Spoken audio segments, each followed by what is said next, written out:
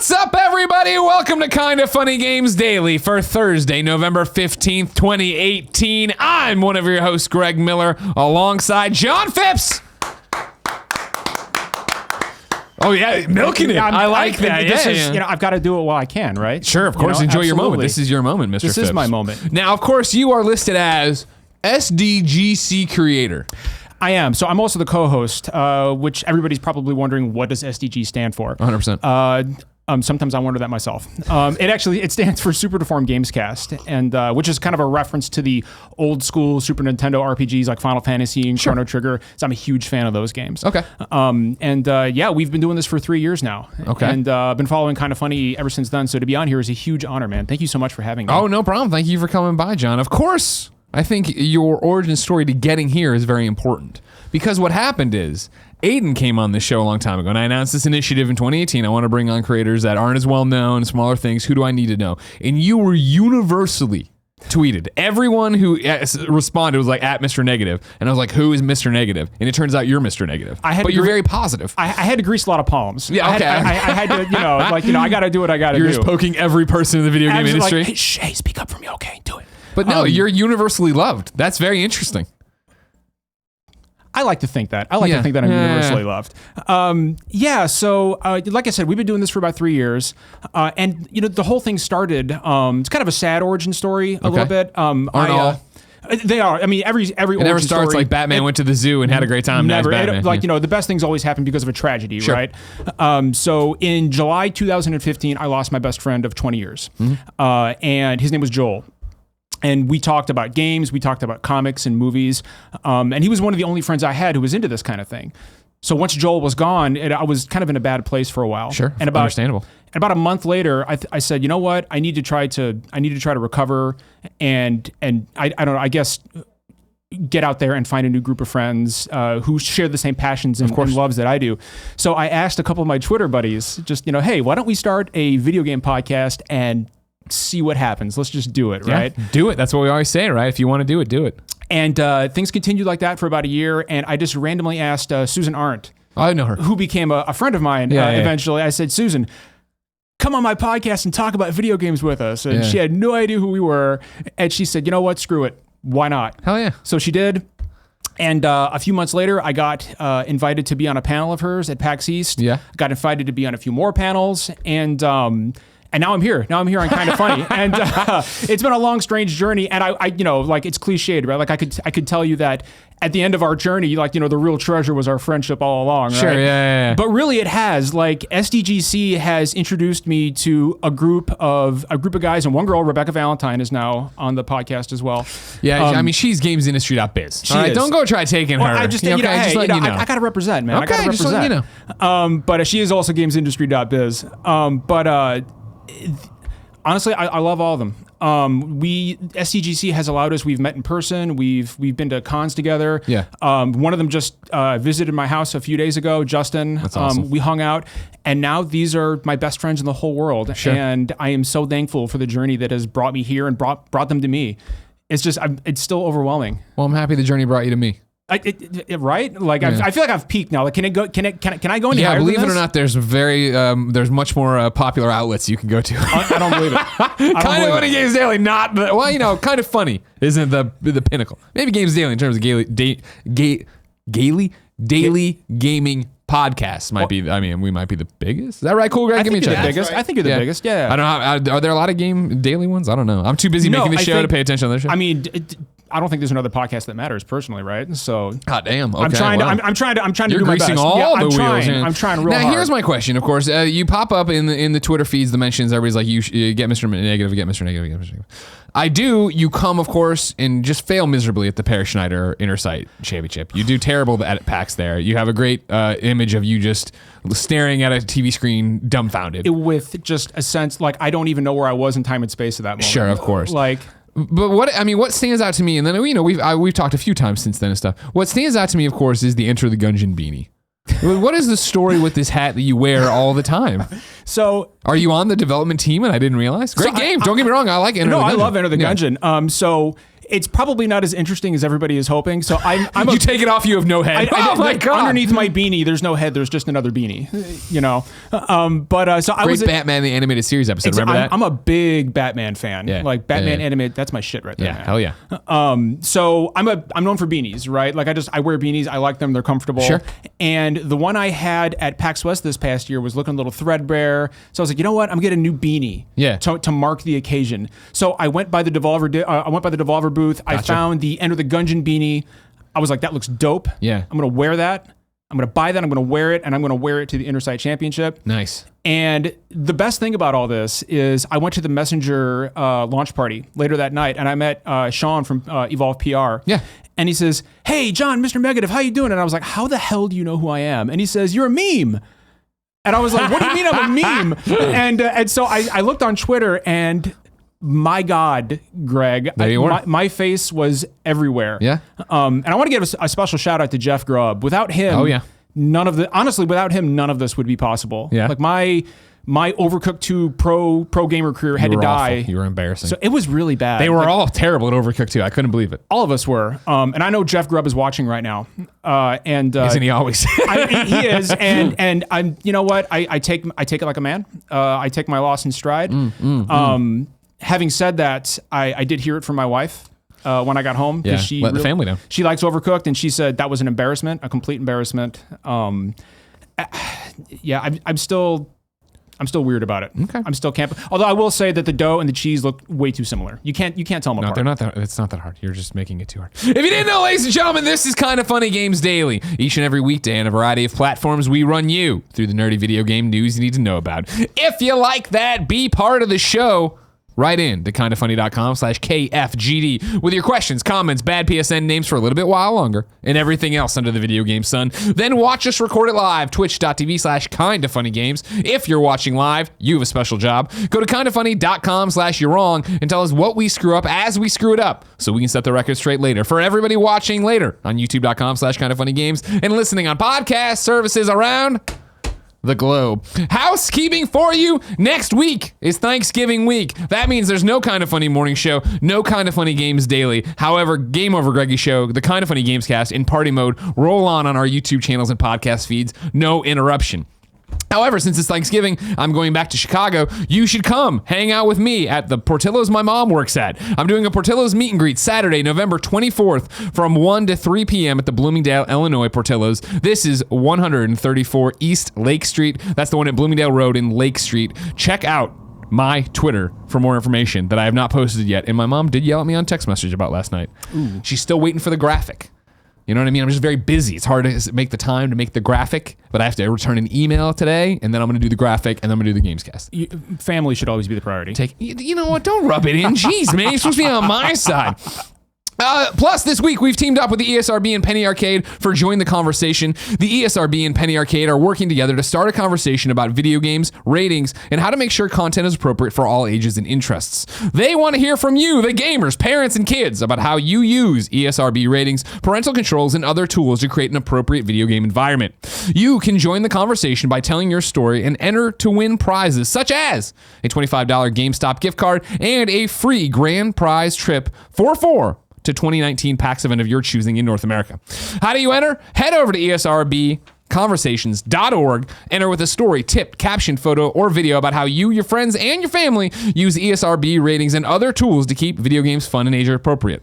The contest is judged, so take your time and be creative.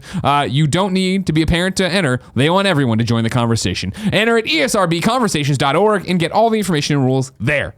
Today, we're brought to you by Loot Crate, MeUndies, and Third Love, but I'll tell you about that later. For now, let's begin the show with what is and forever will be the Roper Report. Time for some news. 4 items on the Roper Report. A baker's dozen. Number 1 is actually number 0. It turns out Cool Greg loves Iggy Azalea. Number 1, though, PlayStation 4 Turns 5. Happy anniversary, PlayStation 4. It snuck up on me. I wasn't paying attention, John. It makes me feel old. Yeah, it makes me feel really, really old. It's always just the fact that time is so fluid. Where I wouldn't, if you were just to ask me blindly, and I'm terrible with dates anyway, but how long PlayStation 4 had been out of it, it's next gen, still kind of right. Like, we're in that spot where you take it for granted, it's normal, there's already iterations out on the system, but to sit there and go, 5 years, 2013, geez, what was I doing in 2013 at this time? Well, and it also makes you think too. I mean, I think at this point, at 5 years, we've reached just a little over the life cycle of what the PS3 experienced. And it doesn't seem that long. You know, like it seems like yesterday they were announcing it. I think it was February 2013. Yeah, the event, the big reveal. Yeah, and they said we're not going to show you the console yet, but it's coming. Yeah. And look at all the voxels this thing can hold. Yeah, I know. Like I'm Mark Cerny. It's an easier to use PC. We screwed up. We're sorry. I love Mark Cerny. I do too. I absolutely adore that man. Knack. You know. Oh, Knack! Don't even get me started on Knack. It's been a long time coming, and I feel like it's amazing to see how that console has grown and evolved over the past 5 years. Of course. Because you know, like when you think about any launch and any launch window for a console, like, you know, it's okay. They're Killzone, great. You know, Nat, great. Sure. But now, I mean, great, okay. we don't get ahead of yourself, Joe. I'm just saying. But now we've got some of the I would consider the greatest games that have ever graced a PlayStation console. When you think about games like God of War and Spider-Man, 100%. Yeah, totally. Just an unbelievable lineup of games. And I'm really happy to see not just that the PlayStation is doing well, but the industry as a whole just seems to be very healthy right now. Oh, 100%. I mean, that was the thing. During the PlayStation 3, Xbox 360 era, right? At IGN, we were doom and gloom of like, all right, probably one more console generation, and then everything will try to move to a unified platform. I think a lot of people were thinking that. Yeah. You know? Well, you looked at how not anybody was struggling, but it was PlayStation or PCs were doing so well, and PC gaming had really bounced back because it was a joke in the early days of my career at IGN that like PC gaming's dying, it's not going to last. Then it rebounded so hard, Steam, digital distribution, sales, found the indie movement, right? It was so cutting edge on all that it just ate the console's lunch, and it did become the thing that, all right, well, 360 and PS3 don't even look close to what you're playing on a PC right now, and that was having trouble with porting, and you were worried about all these different things. And so then to see the PlayStation 4, Xbox One come out and deliver on that promise, be basically a PC, a low-run PC, right? But like one that's easy to develop for and you can move things around. Then this generation embraced the ability to, yes, there's going to be the Xbox One S, the Xbox One X, the PlayStation 4 Pro. Like there's this iteration on it that we can give you a little bit better. We can give you these sliders. We can start giving something closer to PC. I had a lot of questions when the PS4 Pro and the Xbox One X were announced. I wasn't sure that was the right direction to go. Right. But I got to tell you, it's panned out for both companies a lot better than I think I or anybody else expected. Yeah. I was chief among that, right? Of just like, I missed your PlayStation. I'm not interested in this. This is stupid, right? But it was the idea that, no, it's just for me, graphics and HDR and 4K, that's still not a selling point, right? We have a friend, kind of funny best friend, who keeps trying to help me. He's like, I can get you this TV from my company at like 70% off. I'm like, how much is that? And he's like, $1,500, $2,000. I'm like, nah, still too much. Don't want it. Don't care. I don't want to. I'm not going to put that money into that because it just doesn't matter to me. Do you think that's something that's going to continue whenever the next generation inevitably hits? Do you think we're going to get those iterative consoles again? Or you think so? I think so. Yeah. I mean, it still is. I know, I feel like I say this all the time about different things, but when you talk about what's going to happen next with Xbox and PlayStation, it is really fascinating and really going to be an interesting moment in the industry because we are, I think for the first time in a long time, really moving into uncharted territory. I do still believe Xbox is going to come out and be like, whatever the next Xbox Scarlet stream, whatever the hell they're calling it, it works both ways, where the Xbox One can still play the games you're putting on here. There's going to be really, bad sliders, you're going to get worse performance, all these different things. And that is going to be the first time we see platforms really embrace the fact that they are platforms and that you can do this anyway. I think the most telling thing about the current state of the industry right now is that I think we can all agree that whether it's 2019 or 2020, like it's coming to a close. I don't think this generation is going to last as long as the previous one did. I don't think it should.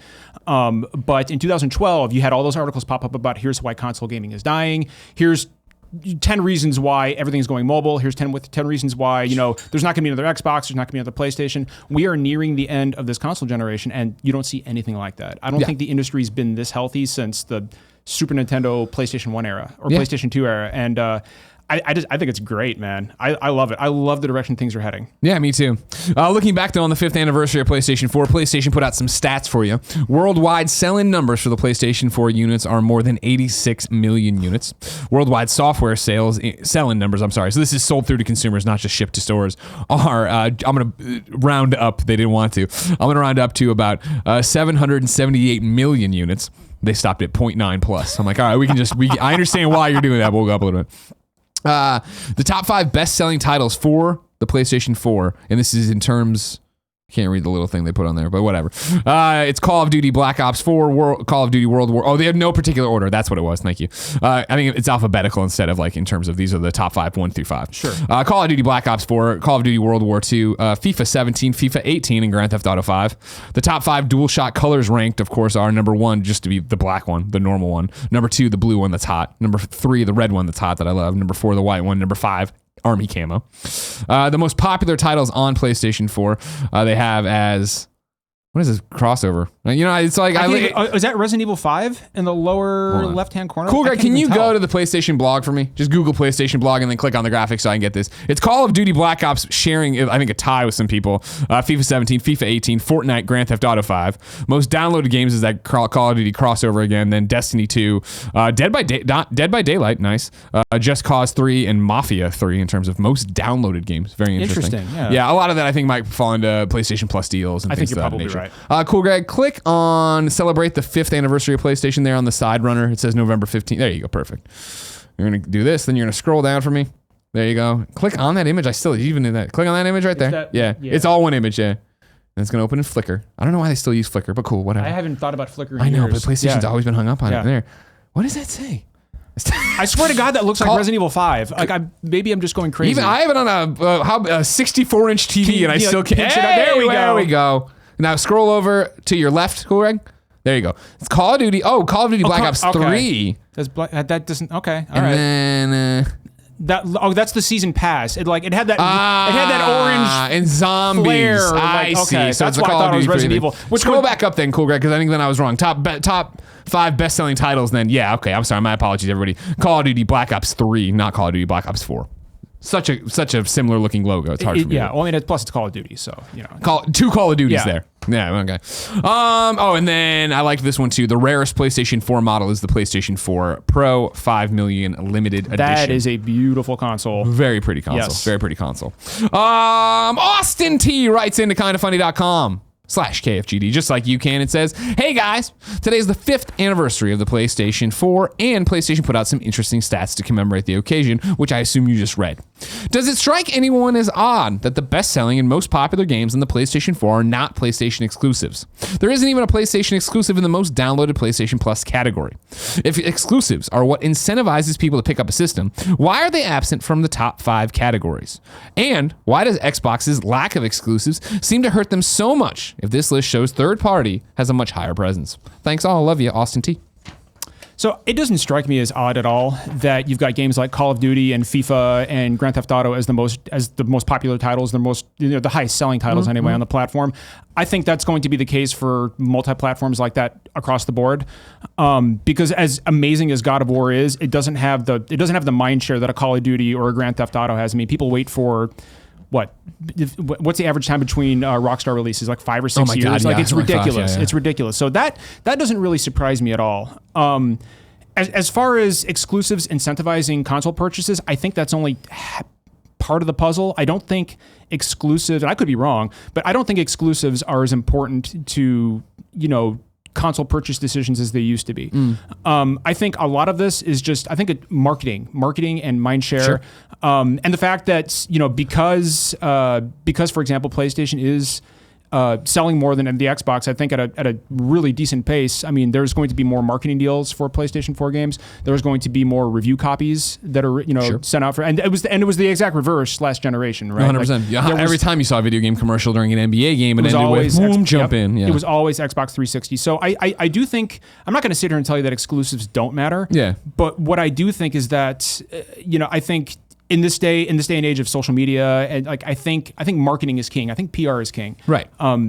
But then again, I'm not a PR guy, so I could be completely wrong. Yeah, I mean, Austin, to your question, no, it doesn't surprise me that a PlayStation exclusive isn't on the best-selling things. Everything you just said, John, right? It's mind share, right? FIFA is the biggest sport in the world. Absolutely. Greg said, without really knowing, because nobody will give WWE its fair share. Go with it, man. But Grand Theft Auto obviously is moving. Call of Duty always a movement. These games are going to sell more, and you figure it's similar to what we talked about with holy shit, I didn't see last week that I would not have predicted until the stats came out that PlayStation now is the best-selling streaming platform, right?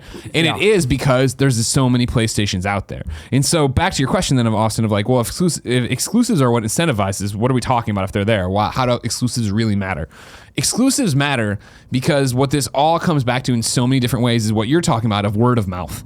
Where it is the fact that us, the hardcore super nerds who love video games and pay attention to everything and listen to a daily fucking Gabby show about us just sitting here talking about what's happening in video games and prognosticating what's happening, and listen to Cool Greg talk about Iggy Azalea and how much he loves her.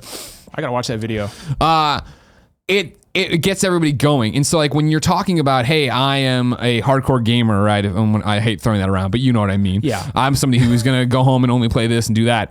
At a launch or as games get going, you become, well, what system are you going to go with? Well, this one has the better exclusive, so that's what I buy. And then your casual friend who loves Call of Duty or is interested in Destiny, he says, hey, I'm going to buy a system. Which one should I buy? And you say, oh, well, because the console. Or it's, hey, I want to play with you. What are you playing on? Oh, I play on this. It is, yes, marketing. You're watching and it's just, PlayStation was fascinating this generation because they did it, and when we were at IGN, we were like, what is going on? Why do they have nothing for the fall? They're going to get destroyed. And it didn't happen because they had momentum and every big third-party game, people were like, oh, I want to play on my PlayStation. I'm going to go there and associate it with it. When you think about the snowball effect, right? Like that's why I think the first year on the market is the most important for any one of these consoles, right? Because that's your moneymaker. Mm-hmm. That's you telling people, this is why you want to buy this console and invest in our infrastructure for the next 5, 6, 7 years, however long this generation goes on.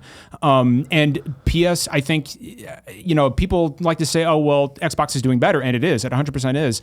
But that first year, Xbox didn't have a great message. The marketing was bad. It was really bad, and it all started. I've never seen something like that before. Yeah. It was in my years of being a professional. Exactly, and it was unbelievable to watch, right? And I know people who went out and said, well, I was a guy. I had a 360 that I primarily played on, and I went and I got a PS4 because I was suckered in by that marketing. Yeah. And once the snowball gets rolling, and developers and publishers start seeing sales tick up, you get more marketing deals, you get more mind share, and then people go with the cool console, which I'm not going to sit here and say Xbox is better or PS4 is better, but what I will say is that the PS4 for those first couple of years was seen as the cool console to own, and 100%. Things just kind of skyrocketed from there. And you can see, that's the problem with Xbox this generation is that they've been trying to play catch up since negative day 10. You know what I mean? Like before this ever happened, before consoles were on the market, they were trying to rebound from a mismessaged, a mixed message that didn't go the way people wanted to. And then, I'll go one further than you, right? You're not going to say if Xbox is better or PlayStation's better. I think you're talking about the specs of a console. The Xbox One X is a better console. I agree. It has more power. It runs games better. People don't give a shit. Like I know I just made a lot of people mad. Stick with me. The majority don't. Yes, there's Tim Gettys who's like, oh, now I'm going to play everything on the Xbox. And I know Andrea plays her Xbox One X a lot too. I don't. Mine's still just an exclusives machine, which I'm fine with because I don't, as I said earlier in the show, I won't invest in a new TV. I don't have a 4K capable TV. I don't have an HDR capable TV. And I think there's a lot of people like me. It won't always be like that. You know what I mean? Next generation, you're still doing that. Next generation, if Xbox does make this statement of, cool, yeah, Xbox One X is going to play whatever we call the next round of games, or you could get the next system, and it'll be beefier and even better, or you can do the streaming thing. Like, suddenly you have all these different options, and you have all these different services, and we actually see if the, studios they brought on, bear fruit and stuff like that. Well, what's interesting is that, for all that added power, roping those lapsed Xbox players back in the middle of a generation is tough, right? Mm-hmm. Because for a guy like me, who I don't care about graphics. Like my favorite console right now is the Switch and the 3DS. Like I clearly don't care about graphics. Yeah. But if there's a multi-plat that's coming out for PS4 or Xbox, I'm going to go with the PS4 version. I have an Xbox, but I've got all my trophies on PSN. I've got all my friends on PSN. I am already invested in that infrastructure. And so to try to steal me away in the middle of a gen, that's tough. It's a tall order. And I was surprised PlayStation 4 was able to do it with Xbox period against Xbox One, because I was going into this generation like, man, 360 already had such mind share, such achievement history, people know that they play their Call of Duty games there, that they were going to buy the Xbox One blindly. Well, and it was a complete role reversal of what you saw in 2006. Yeah, as this often goes. Right, yeah, like Sony came out and said, hey, you'll get a second job, and Xbox swooped in and took advantage of that, and PlayStation did the exact same thing in 2003. They saw that Xbox message and they said, they're a company that's what they're supposed to do. How do we capitalize on that? Yeah. And I think they did that masterfully. I mean, coming out and saying it's all about games, right? And that was the thing. Xbox didn't do that. They came out and it's going to be this entertainment experience, and that was the message that missed the mark, because we all use these things for games. And now it's going to be even more fascinating, because what is defined this generation, right? I would argue it's games as service. It's being involved with live multiplayer things. I still say this. I'm not a multiplayer gamer, right? And it's a lie. I am a multiplayer gamer. I just don't think about it anymore. All the games that I do play, Monster Hunter. Now I started playing Fallout 76 last night. Like, I'm in these worlds, playing these games, occasionally interacting with people, or often. You know what I mean? Like, Jen was watching me play last night. She's like, damn, let's get the second TV out here. I want to play Fallout 2. I was like, oh, all right, here we go. You know what I mean? Hell it's yeah. like, yeah, now, but it's. You think about that. I thought that was so prevalent in the last generation, and now that it's like literally what most games are, some kind of online, some live service, what you've dialed into, it's going to be interesting to see if, you know, you can climb out from behind that. And there's ways around it with, like, well, Uplay or, you know, your Fortnite Epic account, like, they're platform agnostic, right? They move with you and do different things. But I think it'll be interesting to see what pans out with crossplay next generation. I think a lot of I agree with everything you're saying. I think a lot of that hinges upon what happens with Sony and Xbox in regards to crossplay. Yeah. I think there's too much market demand for it. I think it's going to happen. Yeah. And I think that going forward is what's going to drive. That's going to make or break the you know, I guess, quote unquote, multiplayer focused. Well, yeah, that's my thing. Do you think it's going to, or when you say crossplay, are you thinking it's going to be everything, or it's just going to be stuff that's like free to play? Even though it doesn't even matter, because Rocket League, I still think it's going to happen. I'm big into Destiny too. Sure. So I would, and I've got friends who play on PC. I've got friends who play on Xbox. I would love to be able to have just an interconnected world with them. Of course. Be able to jump on and do whatever with them. Having said that, that's a dream. That's my thing. I feel like that's a bridge too far, but I can't tell you why. If Rocket League's going to do it, right, a game you pay for. Exactly. And again, by the way, always, I don't know shit. I'm just hypothesizing, but I'm telling you that's going to happen. Oh, yeah. Like, I would love to see it happen. I think everybody would love to see it happen. I don't think it's. I think Fortnite has enough juice to make it happen. Right behind them is Rocket League. The answer. I mean, the easy answer is free to play games, just like you said, like Fortnite, PUBG. Yeah. Is Warframe? Well, free PUBG's to play? PUBG's not free to play. Is that not free to play no, anymore? It's about to be put in Xbox. I don't ever play it. So. No, it's about to be put in Xbox Game Pass. You had to sign up for early access, all that jazz. But yeah, those free to play games. I mean, that's easy. Like, you just. And there it is. But paid stuff like... And that's the thing, is I feel like when it does wobble, and it is a PUBG, it is a Rocket League, it is another game that's paid but has its own system of some kind, it's going to be fascinating to see what happens. Because then it is going to be like Ubisoft and everybody else being like, wait, why the fuck's that happening? Why do they get to do that and we don't? Well, I think once the big guys get on board, you might see a domino effect. But I don't know. It's going to be interesting to see, man. I can't wait. It's going to be very fascinating next few years in this industry. Nathan from Las Vegas still talking about the PlayStation 4's 5th anniversary. PlayStation blog had a nice little piece celebrating PS4's 5th anniversary, including some neat stats. GTA 5 is one of the best-selling titles. Shocker.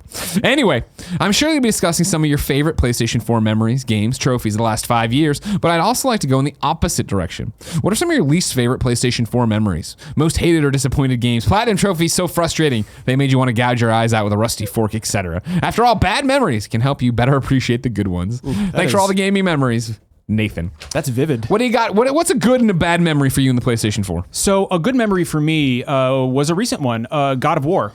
Yeah. And not just the game itself, which is amazing, but that look on Kratos' face. My favorite memory of that game is the very opening bit when Kratos is about to chop the tree down. You got the golden handprint. Yeah.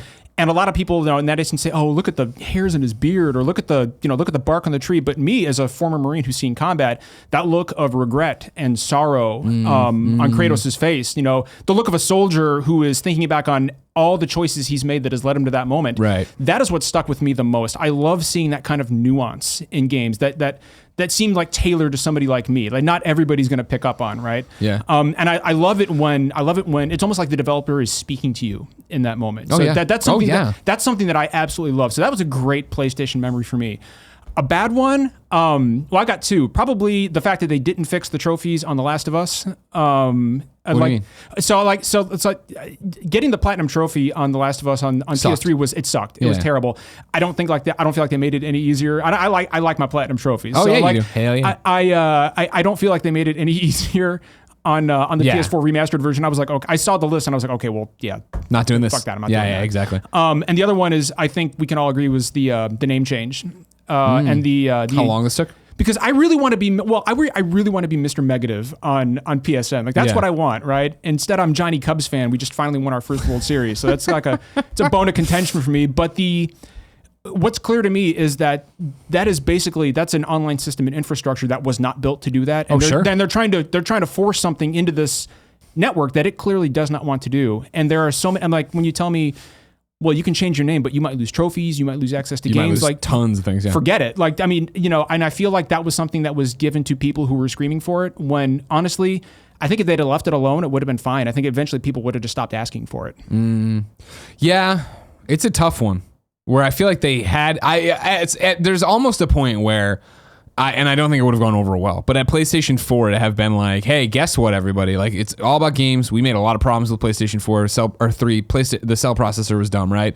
That would have been the chance to be like, also, we didn't think through PSN, and we need to start again. And I know that sucks, and da-da-da-da. Well, maybe there'll be a way to import your overall trophies and bring, like what you started with, you can one time redeem them to get them over to this thing. But yeah, like, the fact that it was so weird of like, I remember when we're talking about the Orbis and what it's going to do in the PlayStation 3. And I remember somebody being like, oh man, I just hope I can, play my PSN games on it. And I was like, of course you can. Yep. They're digital games. Look at PC. It'll be no problem. And then they like, you can't do that. You're like, what? Well, and it makes sense. I get it, because the PlayStation 3, much like the name change, was such a backwards decision. It was, well, and like, I think you could take it a step further and say another bad memory, or at least a huge mistake, would be the complete lack of PlayStation Classics available on PSN on the PS4. I mean, the PlayStation 1 has one of the most robust gaming libraries, I think, in the history of the medium, and I can only play them on my Vita. Like, I love my Vita, but I'd love to be able to play these on my big old TV. And I feel like that is imagine playing Metal Gear Solid, OG Metal Gear Solid totally. On your PlayStation 4, and I just feel like that's a huge missed opportunity. Yeah, an interesting choice for sure. In good terms for me, with good memories for PlayStation 4. I mean, there's so many. Yeah, God of War, obviously. What a game to come around and catch me so off guard and redefine a character and redefine it so much. Oh God, yeah. It's been cool just to see PlayStation get it right. As somebody who, covers them for their main thrust of their job for now 12 years, right? PlayStation 3, watching them make all these wrong decisions, then try to make the right decisions and have none of them pay off, to then jump to the PlayStation 4 in that February event where they start saying everything right. And I remember me and Colin on Beyond being like, man, this is great. Can't wait to see how they fuck it up. Because they fuck it up every time. They're going to do something wrong, and they just didn't. Yeah, they just didn't. It was amazing. Like, my favorite memory of 2013 was that GIF of Shuhei Yoshida and Adam Boyes handing them, this is how you share games. Like, that's brilliant. That's genius marketing. Well, and that was the thing too of like that press conference, right? When Jack Tretton came out and announced like how the prices, the fact that there'd be there's no problem. They didn't show that video at the thing. They said it were just like, you can share your games, and the place erupted, right? And it was like Microsoft had gone that morning or the morning before, and you were just like, oh fuck. Yeah, you know what I mean? Like, oh fuck. That was a knockout punch. I have never seen a mic drop like that moment there. Like, it was unbelievable. I want to blow my nose, but the tissues are way back. Oh no, please, absolutely. No, I'm not asking for your fucking permission. It's my show. I'll do what I want. Yeah, PlayStation 4 has been a hell of a ride and interesting. You know what I mean? And this generation's been interesting. And again, even what we talk about a lot on this show is PlayStation starting to go back the wrong way, though, right? Where it was that they had so many people out front saying all the right things, and then now it's started to go more back towards just like, okay, cool, we're a big company, and like, you don't need to know people. So that's one thing you've heard pop up over the past year is arrogant Sony. Is arrogant Sony coming back? I think there's a danger of that. I think that's exactly what happened to Microsoft last gen as well. Yeah. And it's hard not to, like, when you're selling as well as the PlayStation 4 is, and you're selling, fuck it up? Well, and the thing is, you're seeing year-over-year growth sales on PlayStation 4 this late in the gen. That's generally not something you see happen. Yeah. So yeah, they're going to have some hubris, but it's important to temper that hubris with, we were able to get to this point because we stayed on message.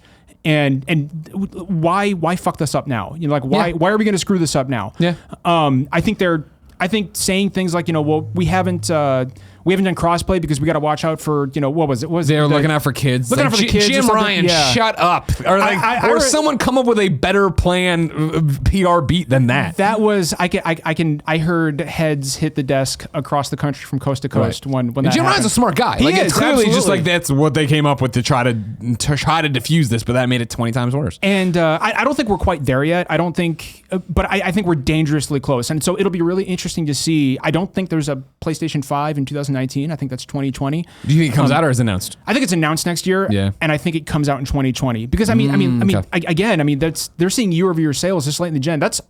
You don't see that very often. So why fuck with a good thing? Well, yeah, why fuck that up now? Yeah, so I like bringing new blood in here. Do you think then it's and not name notwithstanding, is PlayStation 5 something that my PlayStation 4 can't play those games, or is it just a souped up PlayStation 4 that's doing something different? But I think the smart money is on some form of backwards compatibility. I think if you don't, because I would love, as a PlayStation gamer, who doesn't touch his Xbox very often, I would love to be able to play some of those PS3 games on my PS4. Sure. I don't think there's any reason why you can't. You could do it on Xbox, so why can't I do it on PS4? Cell processor. Terrible decision. Yeah, exactly. So I think, excuse me, I think that the smart money says there's going to be some form of BC on PS5. I don't know what form that takes. Do you follow me on? Do you think I still believe in my heart of hearts that Xbox is so on mission and on a pace that they want to really catch everybody off guard that literally I'm just calling it Xbox 2. Xbox 2 is here. It's going to have these amazing graphics, these amazing games. Hopefully it's doing the streaming things with Azure and all that jazz. However, if you don't want to upgrade from your Xbox One, you can play the games that we're making for Xbox 2 on your Xbox One. They're just going to look worse. I agree. Yeah. I think that's 100%. Do you think PlayStation is going to do that? Because I think PlayStation is going to do the opposite. And PlayStation is going to be like, we have a PlayStation 5. It plays your PlayStation 4 games. Maybe it plays your PS3, but you will not be able to play. But no, your PlayStation 4 does not play PlayStation 5 games. I think you're pretty much on point. I think Microsoft is going to do whatever they need to get the crown back. Yeah. And I think they have to. Whereas Sony doesn't. I mean, right now they don't really need to do that. No, God no. They don't. However, it'll. Having said that, if they don't do that, and if Xbox does make a move like that, it'll be very interesting to see how the next generation pans out. Because just because PlayStation won all these guys from across the aisle doesn't mean that Xbox can't win them back. Yeah, exactly. Can't wait. Number 2. That's right. 36 minutes into the show, right? Hell Number 2. Yeah. Reggie Fils-Aimé. That's right, Reggie from Nintendo is talking to Steven over at Kotaku and says he's time to crush your N64 mini dreams. Nintendo's holiday lineup does not include a new retro console, a surprise for fans and media who expected the 2016 NES Classic and the 2017 SNES Classic retro consoles to be followed by a 2018 Nintendo 64 Classic. Reggie isn't one to announce new products on the fly during an interview, but he made it sound like the window for Nintendo doing such a device is closed for now. Quote, we were clear when we did the first 2 classic series that for us, these were limited time opportunities that were a way for us as a business to bridge from the conclusion of the Wii U as a hardware system to the launch of the Nintendo Switch, he said. That was the very strategic reason we launched the NES Classic system. That's an end quote, back to Steven. The Wii U had been fading fast by early 2016 and the Switch didn't launch until early 2017. Back to the quote. So while consumers may have been anticipating something, we view these as limited time opportunities. We've also now been very clear that as the consumer looks forward to engaging with our classic content, that is going to happen more and more with our subscription service. Steven then asks, would you rule out an N64 Classic coming? Reggie responds, I would not ever rule something out, but what I can tell you is certainly that's not in our planning horizon. That thing is 100% coming. 100% coming. But yeah, it was interesting of this year. Like people were like, trademarks have been filed. Where is it? Is it happening? Da, da, da, da. So I think there's 2 reasons you're not hearing about it now. I think one, they don't want to take the focus off Pokemon or Smash in any way, shape, or form. Or even just, the holiday the Switch is going to have. Exactly, yeah. And I think that they need those Switch bundles to sell. Like the Switch is doing phenomenal. They want to keep that momentum up. You've got the Smash bundle, the Pokemon bundle. They don't want to take the focus off of that. I think the other piece of that puzzle is the fact that I think, and this is conjecture, I don't know, but I think that they are probably trying to work out some licensing issues with Rare because not half, but a huge chunk of the great games that were on N64, when you think about GoldenEye 64, you think about Banjo-Kazooie, Perfect Dark, Diddy Kong Racing, that's something, Rare is owned by Microsoft now. And Rare, if I'm not mistaken, owns the, except for maybe Diddy Kong Racing, but they own all those IPs. They don't own GoldenEye, right? They own the IP for Perfect Dark. And of course, you've heard about the possibility of a Perfect Dark remaster on Xbox. So I think you need games like Perfect Dark and GoldenEye 64 on the N64 That's the problem with the N64 is that so many of the great games are going to be lost in licensing hell. Yep. All the WWF and WCW, THQ wrestling games with AKI, like, all right, well, God, I'm waiting for you, THQ Nordic. Go ahead and buy whatever. 2K's got the rights to WWE, and they have pretty much the entire team from who's working at THQ. But what does that mean? Is AKI still going? Did they have to it would be unfathomable that it would be there. But if it would be there, you want to talk like I appreciate all the classic systems. That's neat. That's cool. They come. Tim will play them for a little bit. Even PlayStation, we're going to play for a second and then put away, right? Absolutely. If they were to fucking put out No Mercy on that, are you kidding me? I would never disconnect it from anything. But like, they won't do it. But what if they did? What if they figured out a way? I think the smart money says that thing's coming next year, because I think you're also going to see Metroid Prime 4 happen next holiday season. In the same interview, like Steven, a bunch of people have Reggie interviews getting kicked around right now. In this one, Steven asked about Metroid Prime 4, which I almost made the rub report, but it's just like him being like, yeah, we're quite a ways in development. No release date to announce. Yeah, okay, cool. Yeah, and I think Metroid doesn't have the mind share that something like a Pokemon does. So I think an N64 mini Snap. Pokemon, right? So I think that a Metroid Prime 4 combined with like an N64 mini is what they're going to need next holiday, and I think that's what we're going to get. I mean, it's clearly coming. Animal Crossing too. Oh yeah, ooh, that's a good wild card. And isn't they say the next Pokemon Core RPG's out next year too? I didn't even think about it. That's a pretty big fucking year. They don't even need it next year. Maybe they don't need it anymore. Throw away all the minis. Yeah, whatever. I'm wrong, man. Jeez. Number 3, more Blizzard mobile games are coming. This is from Haydn Taylor over at GamesIndustry.biz. Blizzard is working on mobile titles for all of its IPs, according to executive producer Alan Adham. Speaking at a press conference during BlizzCon, and this is via Reddit, Adham confirmed Diablo Immortal wasn't the only mobile product in the pipeline. In terms of Blizzard's approach to mobile gaming, many of us over the last few years have shifted from playing primarily desktop to playing many hours on mobile. And we have many of our best developers working on new mobile titles across all of our IPs, he said. Some of them are with external partners like Diablo Immortal. Many of them are being developed internally only, and we'll have information to share on those in the future. I will say also that we have more new products in development today at Blizzard than we've ever had in the history, and our future is very bright. Activision Blizzard's share price has been on the decline since the launch of Call of Duty Black Ops 4, which fell short of its predecessor sales by $50 million. The botched announcement of Diablo Immortal sent share prices tumbling even further. So, if you're a stock market guy like Kevin, and I don't own stock in it, now would be the time to buy. And I always do this where it's like, the stock market game fascinates me. I would love to do this. And like when Nintendo was like getting, oh man, the Switch is going to be a failure, I was like, oh, somebody buy Nintendo stock. Yeah. But I don't feel comfortable doing it since we talk and commentate so much. And I don't want to disclose every time I talk about a Blizzard story or Activision story of like, by the way, even though I don't play most of these games, I got stock of the company, right? But this is it. If you want to be smart. Cool, Greg? Yep. Bust it out right now. You can buy stock. Buy stock in Activision. Okay? I'm going to do it right now. Also, buy the new Iggy Azalea album. Oh, that's right. You already have it because you're a big fan. I forgot. He hates her. I keep hearing about the Iggy Azalea video. I got to check this out as soon as we're done. Yeah, the morning show ending was pretty epic there. Yeah. How old is that video? Booty from J-Lo and Iggy Azalea? I don't know. It's timeless. You know what I mean? It's timeless, all right? Iggy Azalea is still on the top. She says so in the song. Don't get in my face about it. Iggy's good. You got to give her another shot. Why don't you like Iggy Azalea? I still don't understand. I just think she has no talent. No talent? Wow. Last night, Bad Baby threw some water at her trying to get a fight started. That's how the conversation started today. Iggy didn't bite though, right? She walked out like, she's a little girl. What was I supposed to do? Exactly. Iggy ain't gonna fight. Iggy ain't gonna fight. Ain't gonna win. All right, whatever. Mobile games from Blizzard. All right. Yeah, whatever. I mean, I'm not a mobile guy. Yeah. It's fine. I'm sure. I mean, there's a huge market for it. Yeah. So it'll do great. It'll do fine. Yeah, I think it's just the idea of, right, I don't think that these projects are taking away from the projects other people want. Diablo Immortal, I don't think is taking away from Diablo 4. Oh, no, clear. Right? I don't think there's any cross-pollination between those two development teams whatsoever. Yeah. So, yeah. So go get them. Go make your money. Yeah. Number 4, guess who's at it again? THQ Nordic. Via their Twitter, we are happy to announce that THQ Nordic has acquired the intellectual properties for the Expedition series. Together with @Logic Artists, we have also agreed to start development on a third game. Hashtag THQ Nordic, hashtag Expeditions Viking, hashtag Expeditions Conquistador.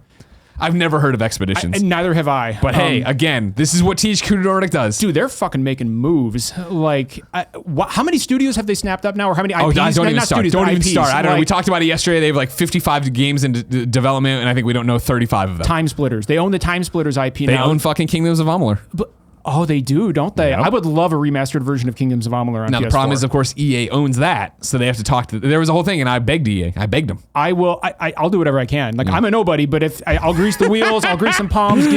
I love Kingdoms of Amalur, and I love What a Time game. Splitters. What is a my game. that game got a bad rap. And Which one? Amalur. Kingdoms Oh, of, yeah, and Kingdoms it of didn't get a Better bad rap. It didn't get the love it deserved. That's the people that's who a played better way it to loved put it, and everybody Yeah. else kind of moved on. Yeah. I love that whole like World of Warcraft style of art, but you're in this open world. You get that God of War combat. I love RPG, Amalur. yeah, like action RPGs. It was so satisfying, and Time Splitters is one of my favorite IPs of all time. So they're sitting on a gold mine. I gotta get off my butt. I keep saying every time on this show, I gotta get the CEO in here to explain everything to me because I worry about them. I'm just buying all these old things, but then yesterday they were up 1,400% year over year on profit. It's like, well, I should shut up. You know what you're doing. Yeah, I've never seen anything like it.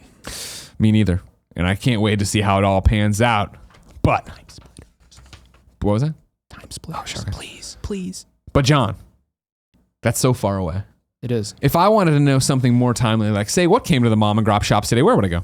Well, you would go to the official list of upcoming software across each and every platform. Son of a bitch. As listed by the Kind of Funny Games Daily Show hosts each and every weekday. I was hoping for a flawless victory on that one, and I didn't get it. It's fine. It's tough. You know what I mean? It's tough. It took Andrea a long time to get it down. Out today. Battlefield 5 Deluxe Edition, PlayStation 4, Xbox One, and PC. Little Dragon's Cafe is now available on Steam. Monkey King Master of the Clouds is on PlayStation 4. Robo Puzzle Smash launches today on Steam, Mac, and Linux. Slayaway Camp Butcher's Cut is on PlayStation Vita. It lives, everybody. It means life. Surviving Mars gets Space Race DLC today. Ticket to Ride is on PlayStation 4. Truck Simulation 19 for iPhone, iPad, and Android is out. Warhammer 4000 Mechanicus is on PC. And then Word Hunter is out on PlayStation 4. Remember, it is Thursday. Here is a bunch of Switch games that are out. I'm not going to say a platform until we get to the Wii U and 3DS one at the end. ACA Neo Geo Thrash Rally, Arcade Archives Urban Champion, Crux World, Johnny Turbo's Arcade Heavy Barrel, MACE Space Shooter, Mahjong, symbol, Mimpy Dreams, Mother Russia Bleeds, Soap Dodgem. That's an interesting one. Solitaire Battle Royale. 100 cards drop onto an island. Tin Boy. Trailblazers, which we have played for a party mode. I think it's live. Yeah, I'm pretty sure it's live. I've never heard of any of these. I think so. I would yell for... Huh? Hold on. We have breaking news. We have breaking news from Cool Greg. What's the chat saying? Wario64? Did Wario64 tweet that? Hold on. I'm on it. They're skipping E3. Wow. That's impossible. No. I'm on it, Come Cool Greg. on. I'm on it. Hold on. We're opening up... Why? Oh, I'm misspelling Wario. I'm like, why am I not finding it? Wario 64 is putting out... Wow. Wow. Are they skipping E3? Wow. Holy shit. Oh, hey, wait, no, Variety. Wait. I clicked on the Variety article. It says article not found. Cool, Greg, you try to open it, please. Wario 64 has tweeted... Huh? Wario 64 has tweeted... PlayStation will not host an E3 press conference or appear at E3 2019. That is wild. When you click on the article, it's getting article not found under construction. What? What is... What? Wow, that's fucking huge. This can't be real. That- What? I had heard that rumor before I came on, but I didn't want to say anything about it. I thought it was garbage. You clicked me the thing of like, hey, something might be happening today. Yeah, I knew something was going on, but I wasn't aware that it was going to be like this. Hold on, we're okay. Hold on, everybody. Hold on. This is why it's the live show. We usually ignore the chat, but clearly, worlds are shaking over here. Apparently, Schreier did mention the E3 rumor on Era today. Let me see if I can. I can't. I gotta click. I want this Variety story to load. I need to know what they're saying. What are they saying? Cool, Greg. What are they saying? Why would they do that? Huh? You can go to Variety.com. It should be their lead. I'm assuming it's up and then it's getting smashed right now. It's probably getting throttled. I would imagine. I mean, what do they replace it with? I mean, just PlayStation experience. I don't know. Click on gaming there, Cool Greg. It's film, TV. Yeah, there you go. All right, cool. Scroll down. That's like their lead story. Sure. Gaming news. It's not there. It's not there. It's not there at all. So maybe it published early and it wasn't supposed to. Maybe they took it down. I'll tell you right now, though, if that's true and they are skipping E3, I think that tells you that they are going to hold their own event where they're, that's PS5 announcement right there. That's what they're going to do, I think. That's wild, though. Like, What? I can't believe it. That's fucking nuts. That is Okay, nuts. I could not have seen that Nobody's coming. got it? Nobody would. Nobody would. It's nobody would. So I got it right First here. time in 24 history. Tom Johnson from GameRanks. Read it out Send to it me. to me. Sony Interactive Entertainment, currently riding high on record sales of its PlayStation 4 gaming console, won't be hosting its annual press conference. It's scrolling down. Won't be hosting its annual press conference or showing up at all during next year's massive E3 Expo. The news was buried inside the Entertainment Association's announcement of the 2019 show. This will be the first time in E3's 24-year history that PlayStation will not be attending the event. Let's see. Here we go. Here's a quote from Sean Layden from September. Now that we have Spider-Man out the door, we're looking down in 2019 to games like Dreams and Days Gone, but we wouldn't have enough people we wouldn't have enough to bring people all together in some location in North America to have that event. We don't. Well, this is for PSX. So when he canceled PSX, this is his statement. Yeah. Put it in You're Wrong too. I don't know if it's the same copy as that. Gotcha. Thanks, Zach. This is nuts.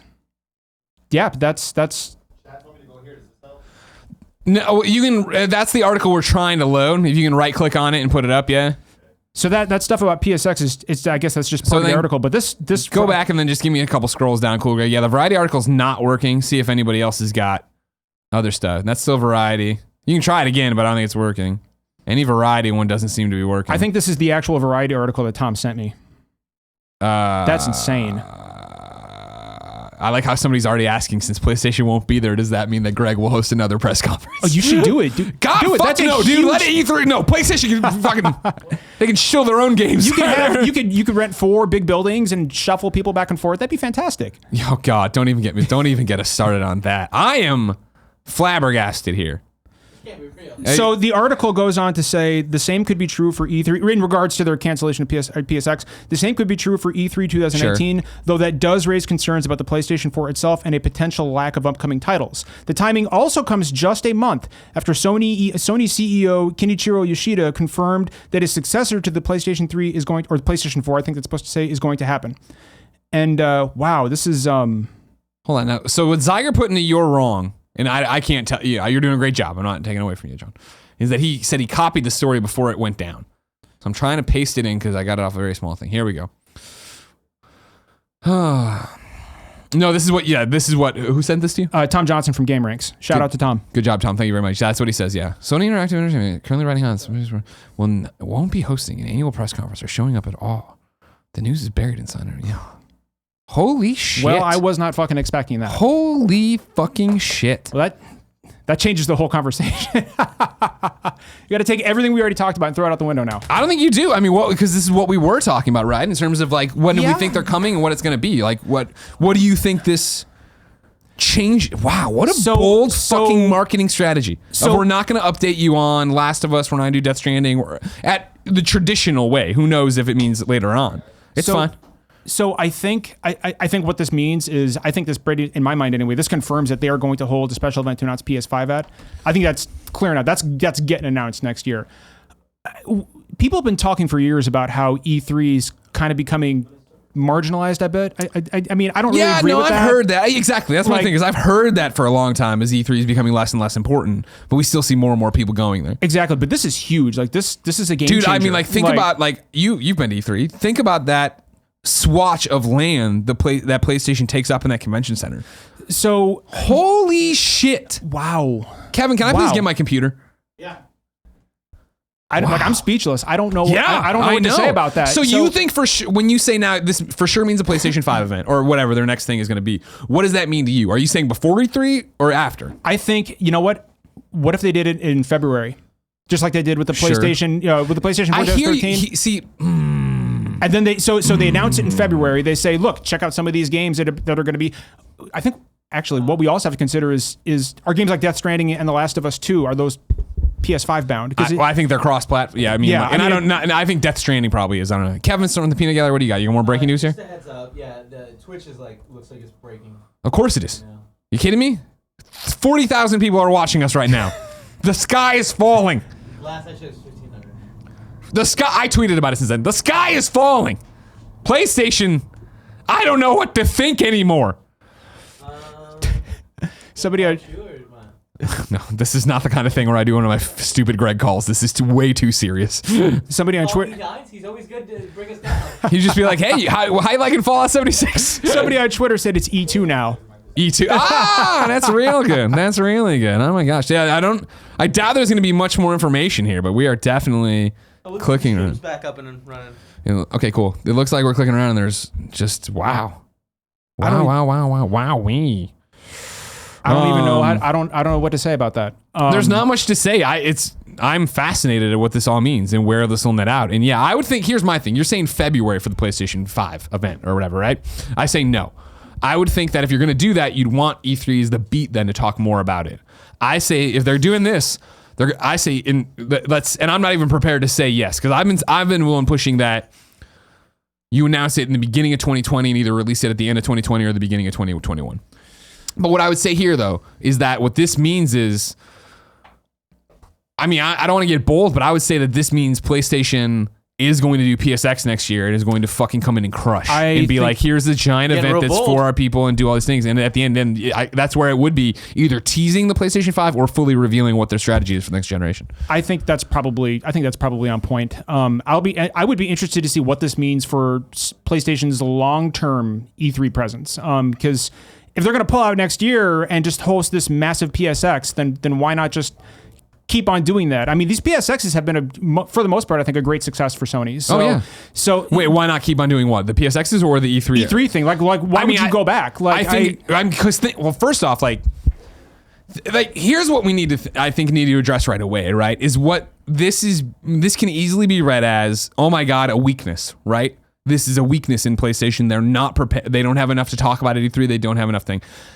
I think what it is like, for lack of a better term, PlayStation feeling itself and being like, no, we have so much to do. Why share the PR beats with anybody else? Let Xbox come out, Nintendo come out, everybody, let all the games that you're going to buy on PlayStation 4 be shown and be awesome there. While that happens, we're going to hold all of our shit together so that we aren't in a situation like they are now, or like it used to be back in the day where they tried to do E3, Paris Games Week, Gamescom, and PSX. Like, no, we're going to hold it all and we're going to go huge. I think the other thing, I think you're right. I think the other thing that we need to examine is what we talked about earlier about mindshare. Like when you think about E3 is great, but it's like, E3 comes in June, everybody's like, okay, let's see what the big three have to offer, right? Yeah.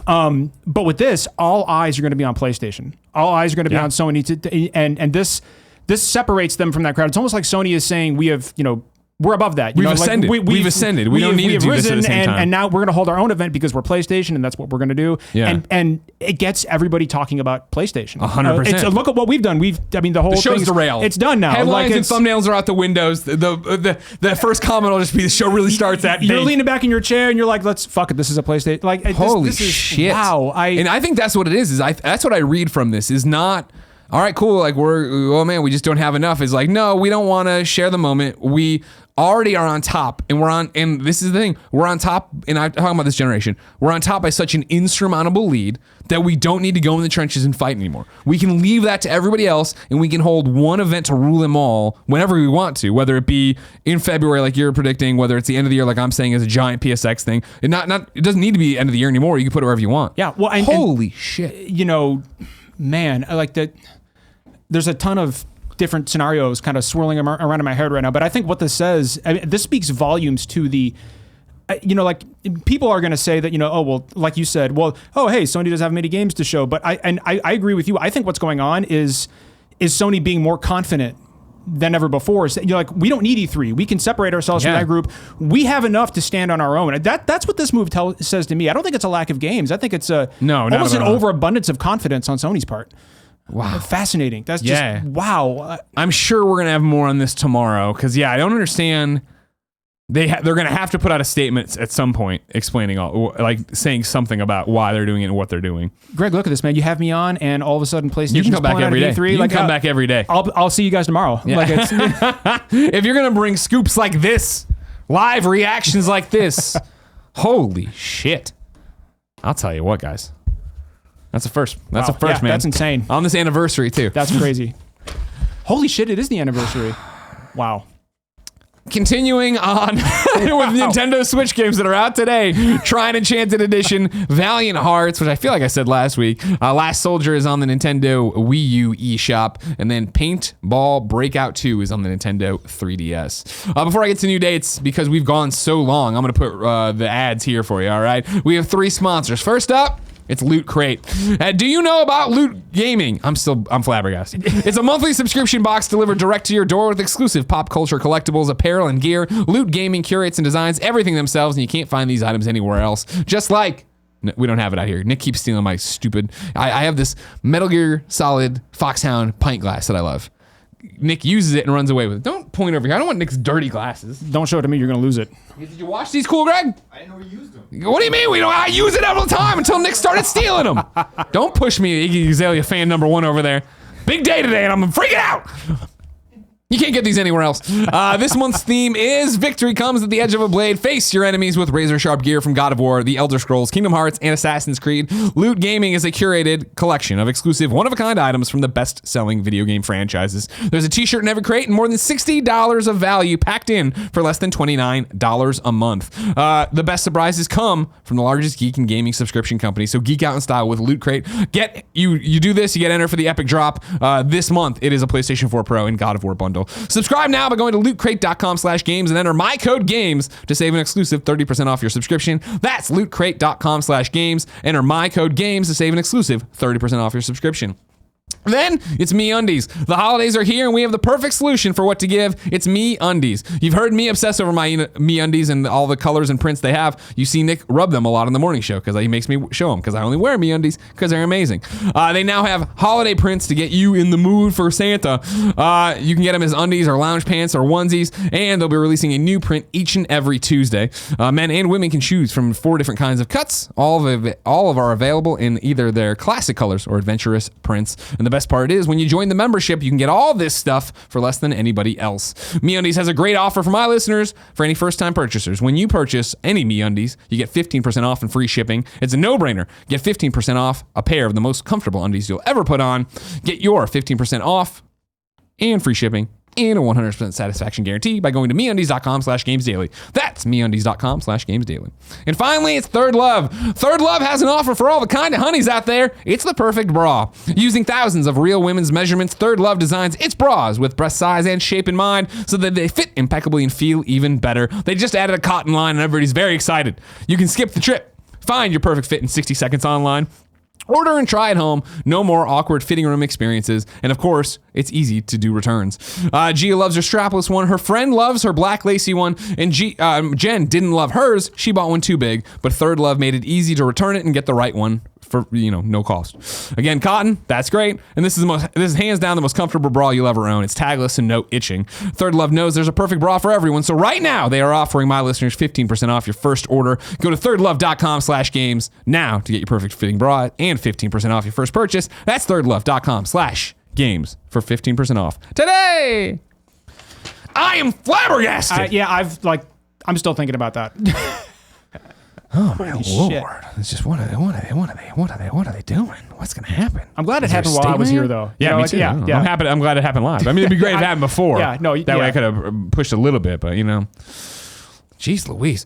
New dates for you. Narcos Rise of the Cartels is coming to PC and consoles in Q3 2019. Missplosion Man will be releasing on the Nintendo Switch on November 22nd, 2018.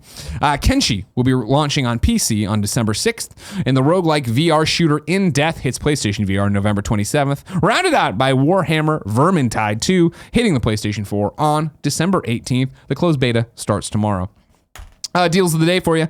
Spirit Sphere DX just received a large content update for free and is discounted for 40% right now if you want to celebrate that fix. And then today, Astro extended their new gaming brand. They're making controllers now. When they launched, they're announcing the launch of the Astro C40 TR controller. It's a tournament-ready controller that is a PlayStation 4 one. It's compatible with Windows, but it also is one of the ones you can move all stuff. It's like a PlayStation 4 Elite controller, but made by Astro. Yeah, I've always wanted one. So you can move the sticks and make them offset. You can move the D-pad and do whatever you want with it, all that jazz. Oh, that sounds It's one of those dope. interchangeable ones. You can check it out on Astro's website right now. It's $200, but then they go through a million reasons why. I mean, it's the worth high it. price of cool. So Well, it's not even cool. It's because it's like it can be wireless or wired or this and move that and do this, and it's like the Elite thing. I don't know. I don't know nothing about controllers. I'm trying to get them to come in and show it because I know Andy wants a better one. Plus, Overwatch is free this weekend on Xbox Live with Gold. This is from Xbox. We're calling on prospective agents from across the Xbox community to dive in during our longest Overwatch free trial yet on Xbox One. From Tuesday, November 20th at 11 a.m. Pacific to Monday, November 26th at midnight. Xbox Live Gold members in participating regions can join their friends in the vibrant action shooter. Reader mail's here. But what can be said today? I mean, what could possibly follow all of this? oh man, a lot of people tweeting me about a showcase now. No, I'm not doing a showcase at E3, Lord. This is the curse Lord you brought upon Almighty. yourself. Oh my gosh. Hey, Joey, can you believe it? Yeah. Did you read the PR statement? No, where's the PR statement? Slacked it to me. Thank you very much. There we go. That's what I keep clicking around for. Thank you, Joe. All right, let's jump in here to the thing. Here we go. So I'm going to Game Informer now. Game Informer has the report Sony Interactive is not attending E3 in 2019 from Imran Khan, of course. Hey, what up? He was sitting in that chair just a couple days ago. Imran's a cool dude. I'm going to read just a story from the top. The history of the Electronic Entertainment Expo is long as it is circuitous. I don't know what that means. The annual event has traditionally brought the entire gaming industry together as developers and publishers fight for attention both on and off the show floor through announcements, trailers, and pomp and circumstance. The displays of grandeur have ebbed and flowed over the course of E3's soon-to-be 25-year history, with different companies occasionally reconsidering the extent of their involvement in the show. Now, one of its biggest players, Sony, has decided that PlayStation will not be attending E3 in 2019. As the industry evolves, Sony Interactive Entertainment continues to look for inventive opportunities to engage the community, the company told Game Informer in a statement. PlayStation fans mean the world to us, and we always want to innovate, think differently, and experiment with new ways to delight gamers. As a result, we have decided not to participate in E3 in 2019. We are exploring new and familiar ways to engage our community in 2019 and can't wait to share our plans with you. When asked if Sony would push its event offsite, similar to how Electronic Arts provides a show adjacent to E3, PlayStation Senior Vice President of Communications, Jennifer Clark, elaborated further, saying, "We will not activate or hold a press conference around E3." Sony's withdrawal from E3 likely comes as a disappointment to fans that look forward to the company's stage show as a centerpiece for the expo as a whole. From huge announcements like Spider-Man and Horizon Zero Dawn to tense on-stage demos like The Last of Us, Sony has always brought a certain flair to the show. The press conference battle between Microsoft and Sony, especially once Nintendo changed to a video format, is often the talk of E3.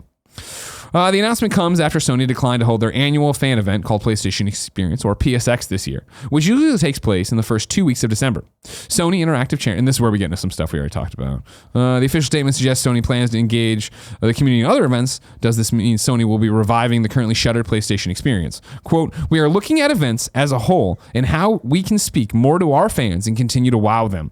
The timing of PSX and E3 didn't allow for that," Clark said, or replied. But lots of exciting things to come, and we hope to share shortly. Some of our biggest games will have key milestones next year, so we will work hard to blow those up. The Entertainment Software Association, or ESA, has hosted E3 since its inception in 1995. The trade association is made up of the video game industry's largest and most notable publishers, including Sony Interactive Entertainment, and has recently made moves to transition E3 from less of an industry event to a fan-inclusive one. We reached out to the ESA for more about Sony's announcement, and were informed they plan to release a statement later today. And then what do you think and all this other stuff? Yeah, okay, and then I'm going to read the Game Informer take because it's a good one. But I would, if it was a bad one, I'd read it too, I guess. This news will escalate. Our take, if you don't know, Game Informer gives you the news and then gives a little take on it. It's a good idea. This news will escalate the feeling among many that E3 has simply lessened in importance in the recent years.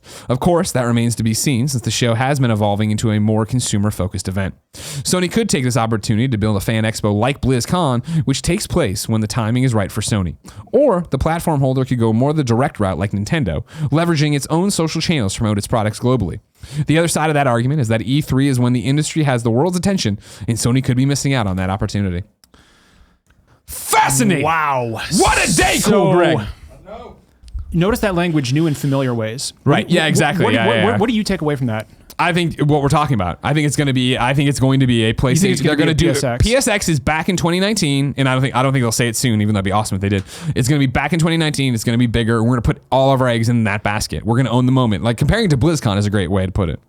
And I think that's also, you know, I love Imran, of course. He talks about how, you know, they might lose the opportunity to have the world's attention. I think as big as the PlayStation brand is, you don't have to worry about that. If they come out and they say, hey, and maybe this is the one, you know, year thing. Hey, it's PSX or whatever they call it. We are announcing the PlayStation 5. You're going to get the mainstream coverage regardless. So when we like found out about this, 15 fucking minutes ago, Yeah. I had all kinds of questions floating in my head. I wasn't sure this was a good idea, but the more I think about it, you'll notice Sony has become more and more experimental in the way that they're presenting their shows, presenting their games. Yeah. And while it doesn't always, I don't think they've always nailed the landing like at E3, this past E3, I don't think they quite nailed that landing. However, it was interesting, and it had everybody talking about PlayStation, and I think this will give them the opportunity to get more creative, to find new ways to kind of get gamers and, you know, and the press interested in PlayStation. I think I agree with you. They're going to throw everything they can at this fucking thing. It's going to be huge. This is going to be massive. I still can't believe it's happening. But I mean, like time frame wise, what do you think? I mean, when is this? I think it falls after E3. You think they've got to push this as far away from E3 as they can? Not as far as possible, but I think they would do it after E3 because I just feel like doing it before E3 isn't out of the realm of possibilities. If they do it before E3, I just don't see them talking about. It's just they could go either way. I mean, they could do either way. I think if it happens before E3, at the very end you get an Xbox X or Scorpio like announcement, right? Where it's like, hey, we're working on PlayStation 5. It's gonna be super exciting. Blah blah blah blah. But I think if you do it after E3 and you do it, it's like, hey, here's all of these awesome, amazing games. Here's the PlayStation 5. Here's what it can do or what it looks like, and to get you excited going into the next year, which then is its launch. So what do you think this means for, like, I mean, I think the other part of the equation is, what does this mean for Microsoft and Nintendo now that Sony is pulling out?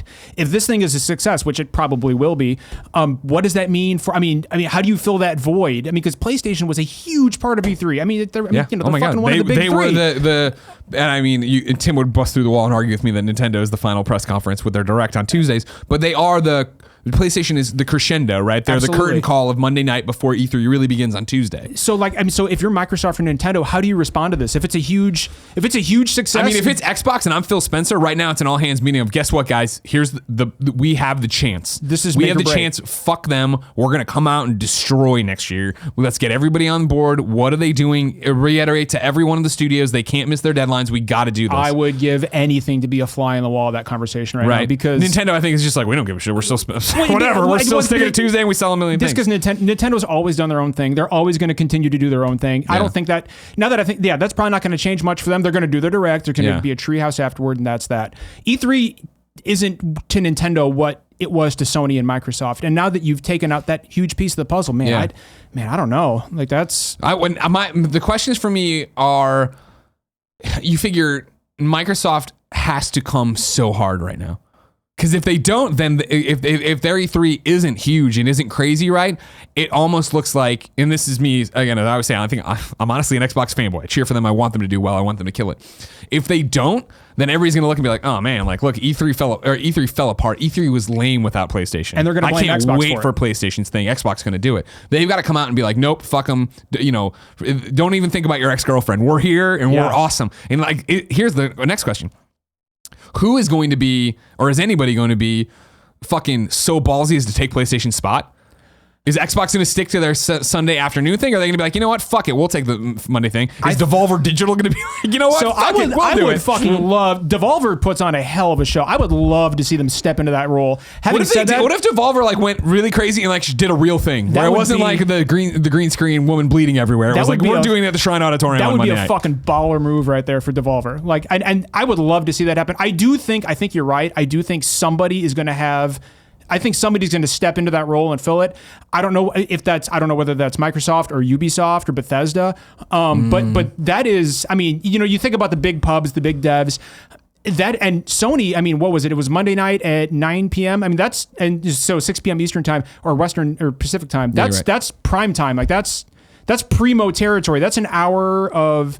Yeah, I mean, how do you fill that void, and who steps in to fill it? Yeah, I mean, it's Microsoft. It's got to be Microsoft, Ubisoft, or Bethesda. And that's my thing here is that I think, it's someone from that ecosystem of E3 that's still there needs to step up and make sure that, and I don't even know like the Monday crescendo, but even though I think it's a part of it, it would just come out and be like, blow everybody away. Because if you don't blow it away, and I know somebody in the chat, I have the chat pulled up for like the first time ever in Kind of Funny Games Daily, was like, no, if E3 sucks, I'm going to blame PlayStation. It's like, that's not how it's going to play, dude. No, if E3 sucks and everybody's like, man, this is a bunch of shit, everybody's going to be like, I can't wait to see what PlayStation's doing. Man, we needed PlayStation. The E3 without PlayStation. Whereas if it is, man, we didn't skip a beat. E3 didn't need PlayStation. Xbox shined. Xbox destroyed. It's universally acclaimed as a press conference. Well, and that's why this is also a shot fired at Microsoft because, you know, like we said, this is Sony saying we don't We're need so you not anymore. scared of you. We don't even need to compete with you. You're not in our league anymore. We've risen above that, and rightfully or wrongfully, I think you're right. I think if E3, I think if Xbox just does another E3, I think they're going to get blamed for putting on a poor show. You know, even if they didn't, I think so. That's why they've got to go balls to the wall. So next year, when you've got, you know, Microsoft going balls to the wall, you've got Sony. Like it could get really interesting for everybody. They've got to bring their big guns, man. Damn, guy. Wow, what like- a day. What a day for you to come by, I know, John. I mean, like I like this. We just had like what the biggest shakeup for E3 since its inception. Well, like, since maybe they tried to cancel that one year. The stupid Santa Monica Oh, I year where remember we that. all Yeah, bopped yeah, yeah. around and we hated our lives. So I think this is a step above that because you're losing my that. God, yeah, you're yeah. losing that crucial component, and you know wow. I have And I was many here a for text message and DM to send after this. I was here for it. This will continue, ladies and gentlemen, to Kind of Funny Games Daily tomorrow. I'm sure we'll have more statements. The ESA needs to send something out. I'm checking. Joey, nobody said anything from the ESA, right? Checking articles, refreshing pages, seeing if anybody's man. got new statements over here. Doesn't look like Game Informer's got anything. IGN's got probably nothing then too. Not nothing, but I mean like no statement from the ESA yet. Even though I'm surprised they got like. If you're the ESA and you're bearing this in a thing, how do you not have a statement ready to go? I'm sure that statement's coming. Yeah, today. IGN's reached out for comments. Yeah, they've got to get in front We'll of it. have it for tomorrow on Kind of Funny Games Daily. For now, let's squad up. This is where one of you writes into kindoffunny.com/KFGD with your questions, comment. No, that's not right. I'm fucking flabbergasted. I'm blown away. This is where you write in when needing help in a video game. I read here. The best friends come and find you. Everybody plays games together. Today, Frost needs help in World of Warcraft and life. His Discord is SLCFrost #2752.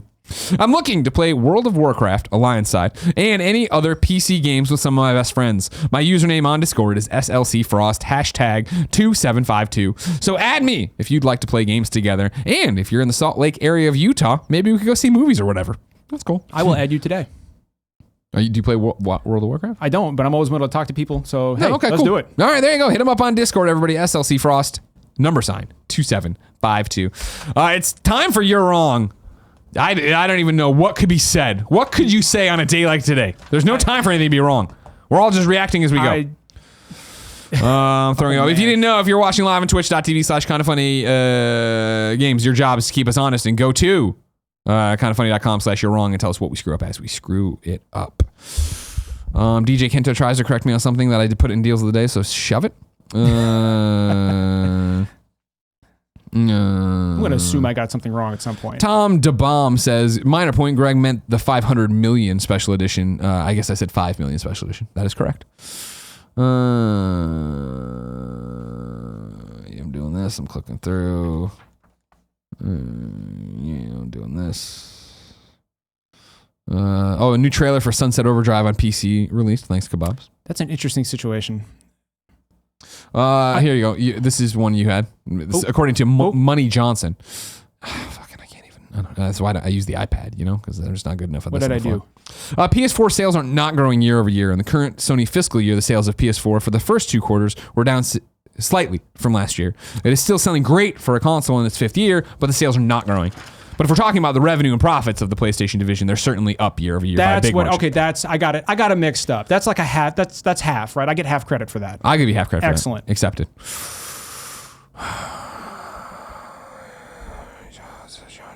I'm still so now I was just I'm done. thinking about what my DMs are going to look like after we're done here. Like They're talking about the Variety article. Here's Game Informer. Now everybody's just popping in here. Yeah. Oh, Zaire says, just a heads up that several Telltale games on Steam are being delisted, like Jurassic Park, Tales of Monkey Island, and Back to the Future. I saw that. It almost made the Roper report. I heard about that. They're yeah. going through consolidation right now to get ready for stopping and closing. Yeah, that doesn't surprise me one bit.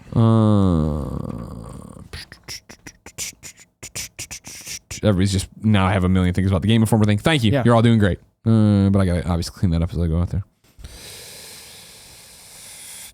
Now, Malcontent Ronan says, since likely no one is bringing it up, didn't Microsoft already pull out of E3 last year and host its own event? This news might not be as crazy as it seems. Kind of, sort of. Remember, they were across the street doing their Microsoft Theater. They still had a press conference. They still had a place for you to play. And then they just turned their space into Mixer. Yeah, they were still in that orbit. I mean, this is PlayStation saying we're not going to be a part of E3, period. We're not going to be around E3, period, according to Jen Clark. I mean, if you're across the street doing your thing at E3, you're at E3. That kind of same thing. EA with like EA Play not being, you're at E3. You're at E3. You're in the running for E3 awards. The fact that they're pulling out and doing this thing, whatever, 3 months, 6 months later, that's the news right there. I mean, that is pulling out of E3. And like, holy shit. Here's one for you to end on. This isn't a you're wrong, but I'll let it slide because it's Zaire and he's on point all the time. Another possible company to take Sony's spot, THQ Nordic. Time Splitters THQ and Amalur, fucking Nordic please. comes to on Monday night at E3 What a and like, baller we weren't fucking joking, motherfuckers. We have money. What a baller move that would be. I hope they're listening right now because that would be awesome. I feel like I just ran a marathon, covered E3, had sex, got punched in the face. I'm floored, everybody. This has been Kind of Funny Games Daily. Wow. If you didn't know, each and every weekday on a variety of platforms, we run you through the nerdy video game news you need to know about. If you like that, be part of the show, kindoffunny.com/KFGD. Watch it live on Twitch TV/kindoffunnygames. Watch it later on youtube.com/kindoffunnygames. Listen on podcast services around the globe. We're here every day for you with this kind of news. We'll have more feedback tomorrow. Andrew Renee is joining me. We'll have the ESA statement. We'll have all sorts of stuff. Please put in your questions, your comments about this. kindoffunny.com/KFGD. John, you of course killed it.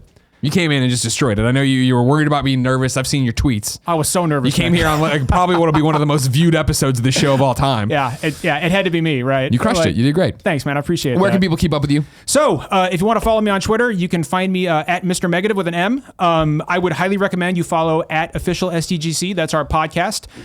Please subscribe to us on Twitch, twitch.tv/Official SDGC. Our mascot is a sock puppet, so please don't take us too seriously.